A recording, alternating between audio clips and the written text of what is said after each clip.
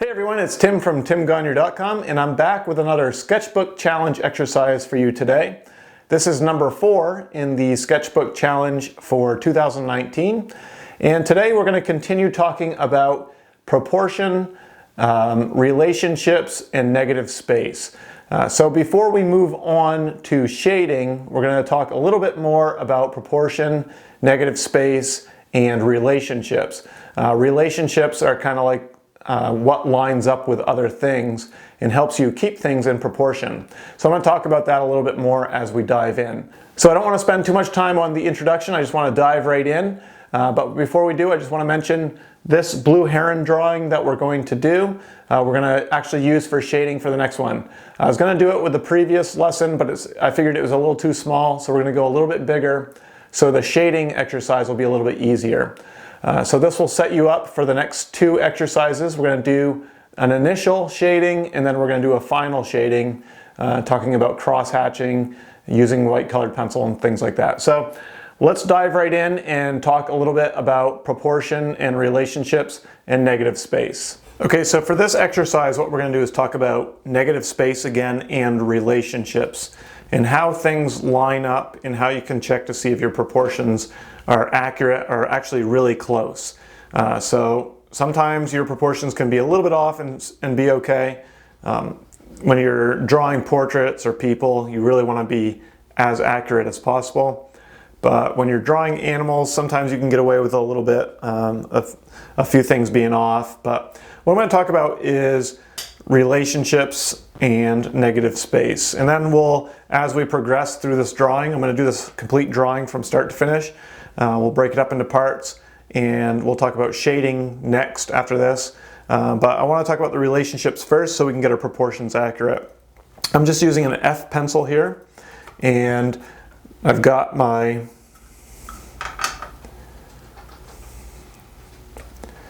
sketch pad ready here.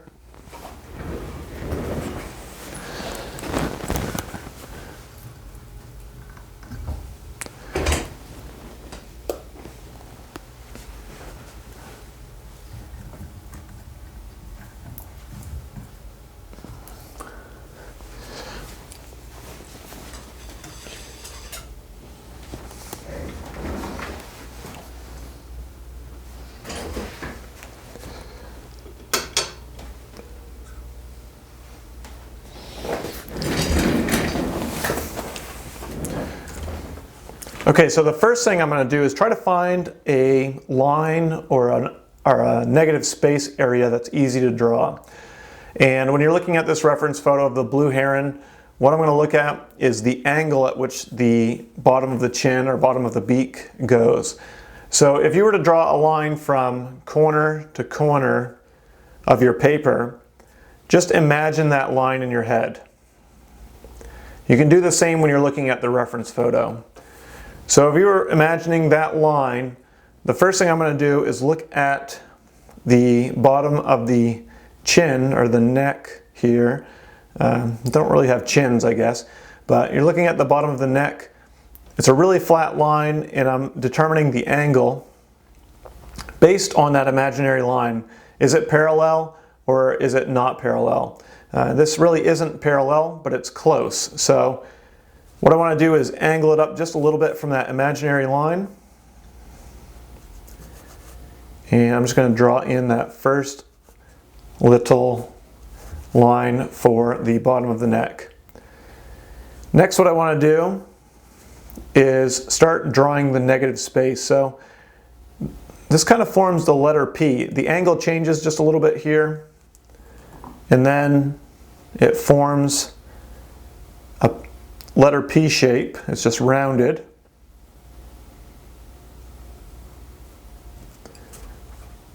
And then again, what I like to do is imagine if the line here extended from the neck. If it extended, where would it cross over? And what I see here is it would probably cross over halfway. So I'm imagining if I were to draw that line all the way across, and then it starts changing direction.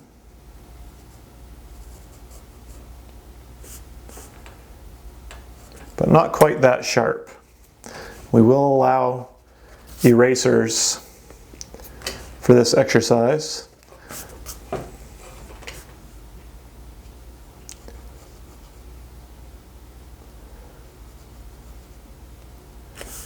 Okay, and then I'm picturing the negative space here.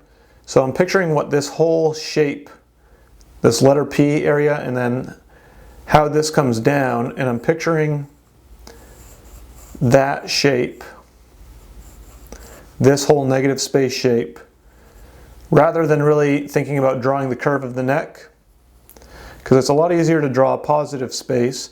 So if you picture this as a positive space, an easy shape to draw,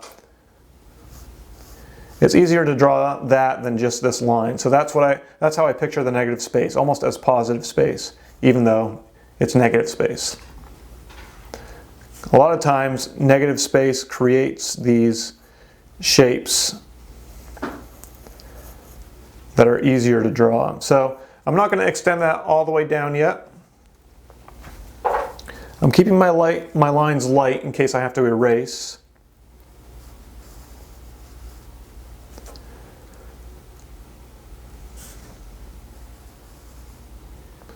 Okay, so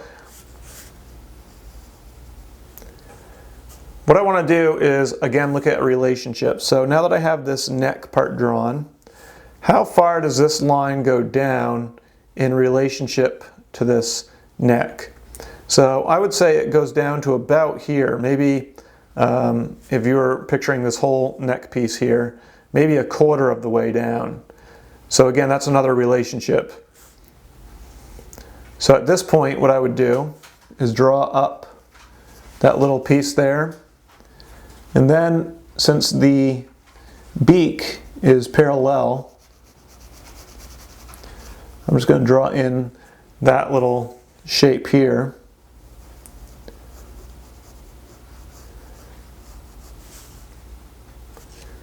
And then the beak, here's another relationship. The beak goes about halfway through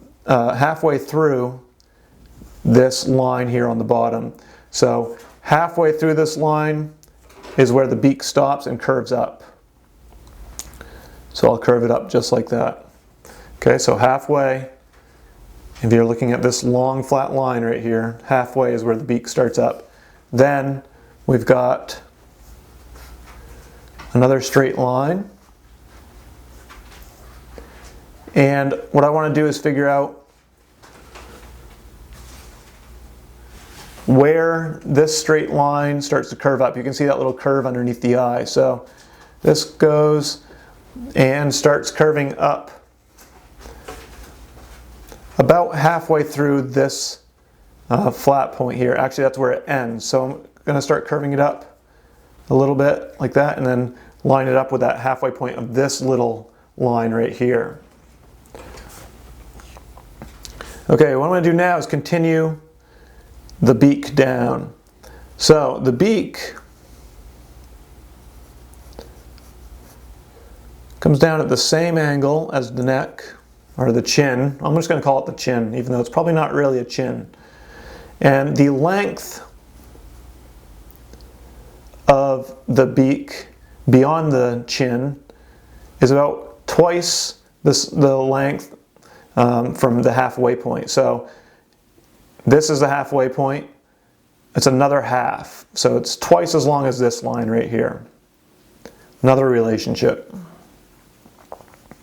All these things you have to keep asking yourself as you draw this in. Another thing you could look at is the angle at the point, and imagine a line drawn down where it would line up to the neck. That's a little bit harder, but that's another relationship you can think about. All of these things you need to think about as you're drawing.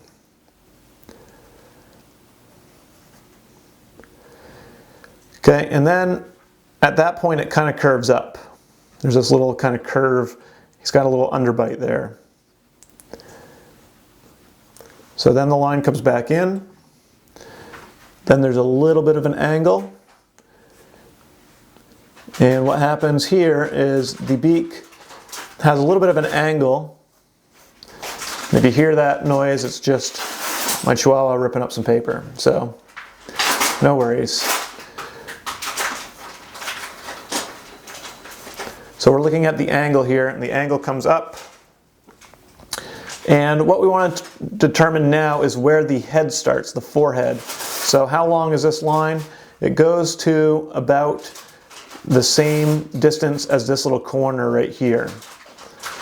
And that's where the head starts to go up.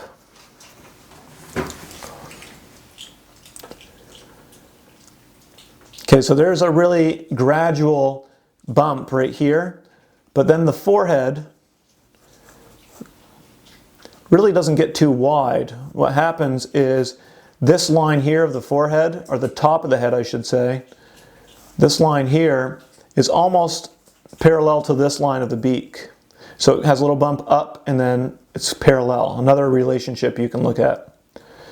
Okay, next I'm going to draw the forehead line coming down, and if you look at the angle, this line kind of comes all the way down and meets up under the eye into that little curve right. Okay, I had to remove the Chihuahua from the room because he was getting a little destructive here because I wasn't paying attention to him. So just gonna touch up my lines here. So okay, so this forehead piece, as we were saying, comes down. There's actually a little bit of a curve right here where the eye starts.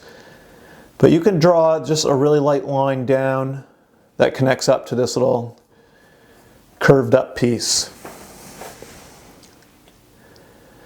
Next, what I want to do, this is kind of where the top of the head stops up here. Like I said, it's kind of parallel to the beak. And what I want to do is draw,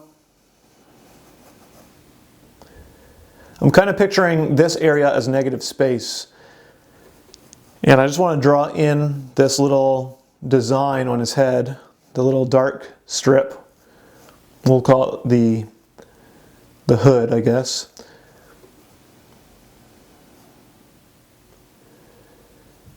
So that comes down, almost touches the beak.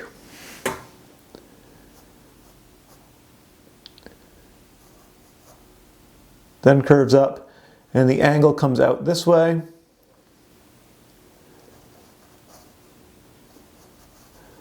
Again, I'm almost picturing this as negative space, even though it's not.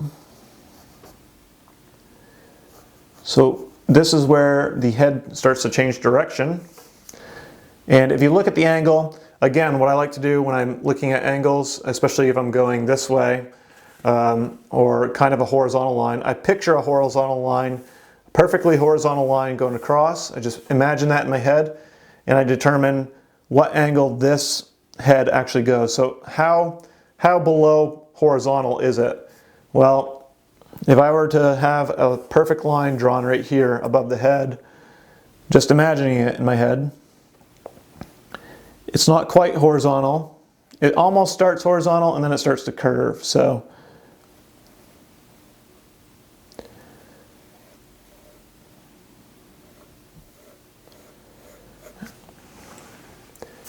okay, and then it starts curving down quite drastically.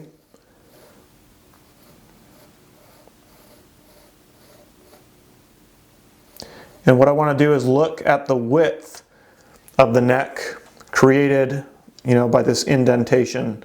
I don't want to draw it way in here where it's super skinny or way out here. I'm actually looking at this while I draw this line to determine how thick the neck should be.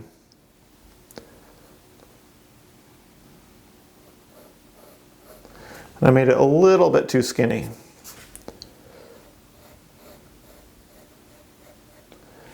And again, so this curve here kind of mimics this curve here. It's just a lot bigger.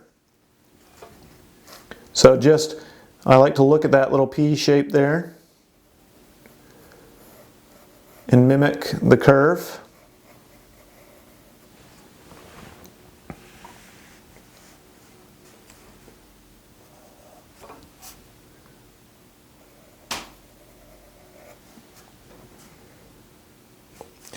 And as this part comes down, where does it go to? Well, if you were to draw a straight line from this P shape straight down, it would actually stop right around that line. And then from here, it curves the other way. Again, looking at negative space. And this curve stops. If you were to draw a line straight down from here, that's where the back starts coming up. So this line should come down to about here and then start curving up. Okay, and I made it just a little too long.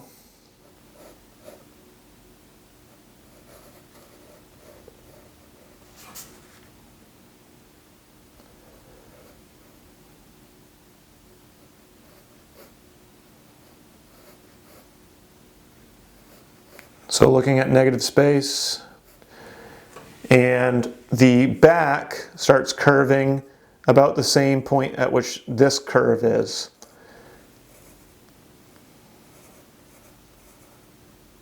All things you can ask yourself in relationships you can look at. Now, the angle created, if you were to draw an angle down through here, this angle would be about the same. So if I drew a line right through here, that's the angle of the back. Even though there is a curve to it. If the back were straight, it would follow that angle, so the curve of the back will come up a little bit and then curve down. But the angle here is pretty much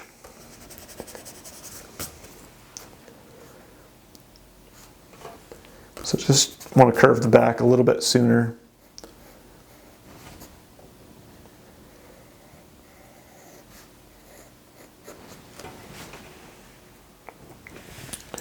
Okay, so this curve here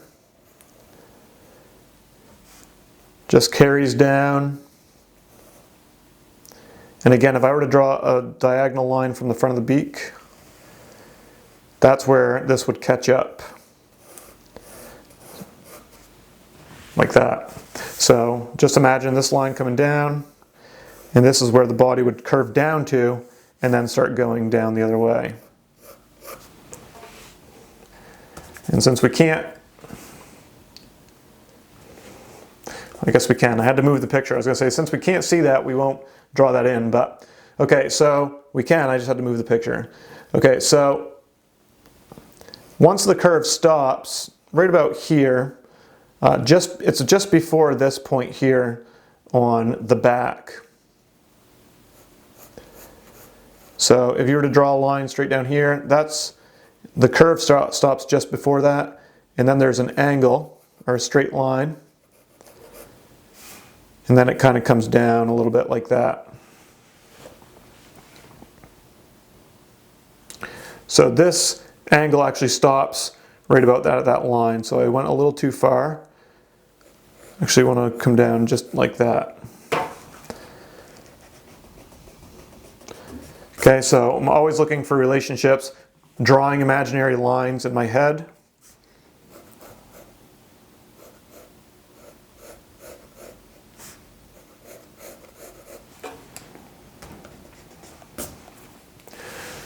Okay, so what I'm going to draw now are the shadows. So we got a nice shadow coming down, starts just right about here. There's an angle to the shadow, and then it curves up the neck about halfway. That's a nice easy one to look at. A little bit higher than halfway on the top part of the neck. And remember, we'll do shading and everything in the next video. So the shadow again, there's a black design right here, and what I'm going to do is just follow the black design, the little kind of triangle, upside down triangle. Again, another thing you can think of in your head, it's an upside down triangle. So that's easy to draw, right? Drawing a triangle. Just has a curve, so if you were to draw a Dorito, there you go. Everybody likes Doritos. Okay, and then the shadow kind of splits. Starts about halfway of the Dorito, comes down, goes in a little bit, then comes down again. Got to move the picture so I can see it better.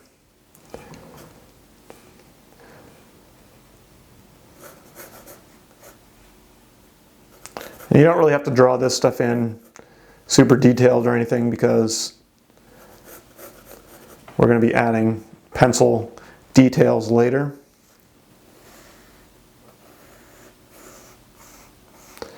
I'll just carry the back right off the edge here. Since we don't have this information, we're just going to leave it blank. Okay, I'm going to go back up to the face now. I'm just going to draw in the shadow here. We got a little highlight. It comes down. About 3/4 of the way there, there's a little triangular shape that opens up.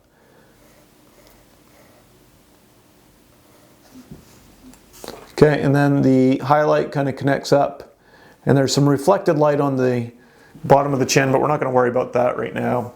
What I'm going to worry about right now is this little white strip that kind of comes down, starts on this little hood piece, and goes just below the curve of that mouth. And then almost horizontal, straight out, and then down, and this is going to be a white design in there. Next I'm going to draw, there's a little bit of a line that splits the beak, and it's a different color. It's kind of got some blue, and it comes up, comes out like so. And there's a nostril right here. I'm just going to draw, it starts right kind of where this blue comes up. Just going to draw a little straight line there for the nostril. And that's about as long as this discoloration portion right there.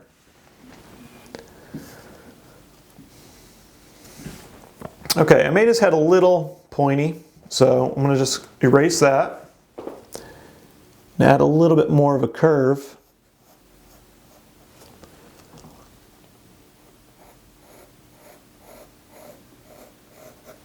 There to the top of the head.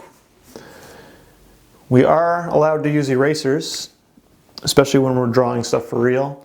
It's not just a normal exercise. Sometimes those little normal, like 5-minute drawings, you don't really want to use an eraser because you just want to get better hand-eye coordination. But for this, you know, since we're taking it a little bit more serious, feel free to use the eraser to fix up some spots. But again, keep your lines light, so if you do erase, you don't smudge everything too bad. Okay, next I'm going to pull there's a little feather coming off the back of the head, which is kind of fun. And I'm not really worried too much about relationships here, just kind of looking at the reference photo. I'm trying to get it somewhat accurate. I mean, if you want to look at how long it is, it comes down almost to about the height or the bottom part of that P shape there, just above it. Okay, and it's a thin line, it gets a little bit thicker up top. We'll add to that a little bit later. Okay, next what I want to do is put the eye in. So the eye, I'm looking at the kind of the negative space created, this little curve here, created by the little curve of the mouth. And there's a little, it kind of connects up to the dark piece up here. So it's just a C shape, backwards C shape.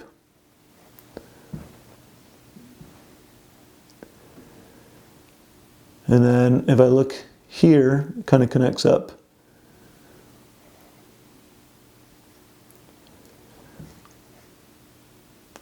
And then the eye itself is within this circle.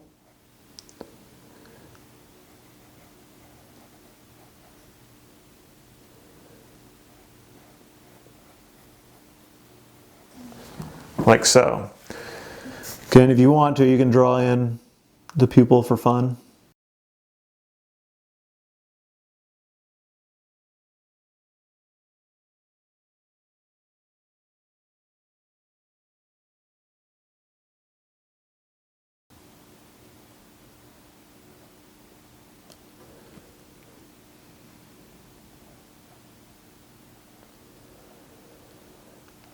Okay, and we'll add more detail to all of these things a little bit later. What I'm going to do right now is just erase the bottom part of the eye there where I drew that really flat line.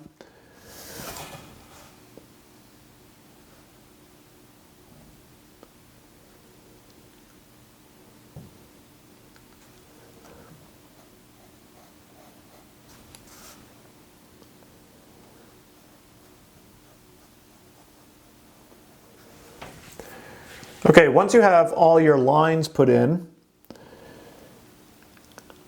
what you can do is just go around and darken them up a little bit.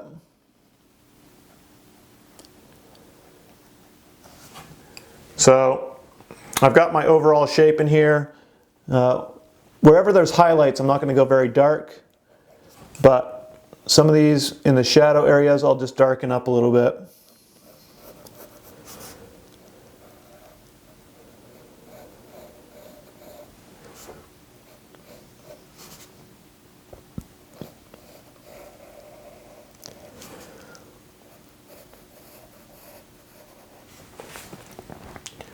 You can maybe make a few adjustments if you need to. Like I said, for animals you can kind of get away with a few little lines being off. For portraits you have to be a little bit more careful.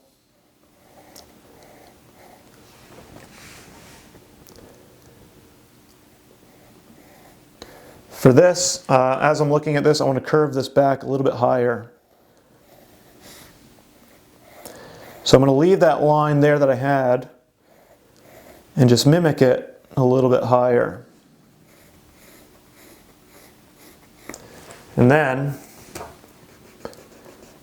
erase. So what I did to determine that being off is, again, I looked at the angle created from this head point and I could tell that I made the back there a little too skinny.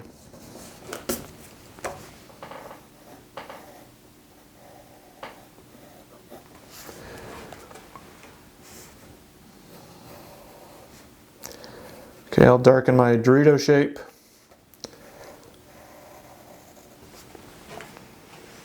I'll darken the front a little bit. Actually, I'm not going to really darken it. What I'm going to do is erase a little bit.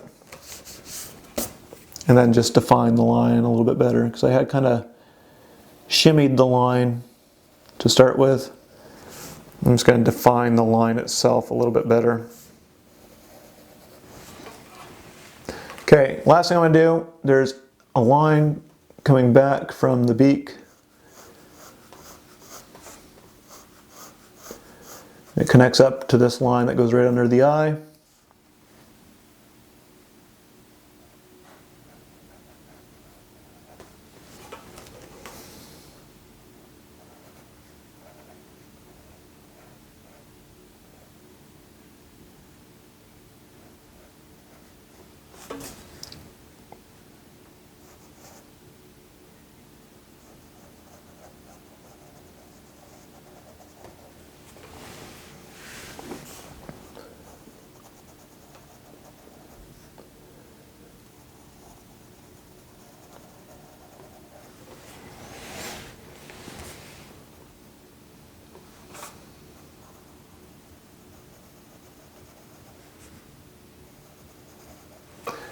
Okay, so that pretty much covers doing a drawing, creating with relationships. So we're thinking about where things line up, what angles are created based on imaginary lines. So if we had imagined a horizontal line and imagined a diagonal line or a vertical line, we're looking at angles based on how that would relate to those imaginary lines. That kind of helps get your proportions accurate. Then you want to look at, where things line up, like the back of the neck, how this angle changes on that line, this angle changes on that line.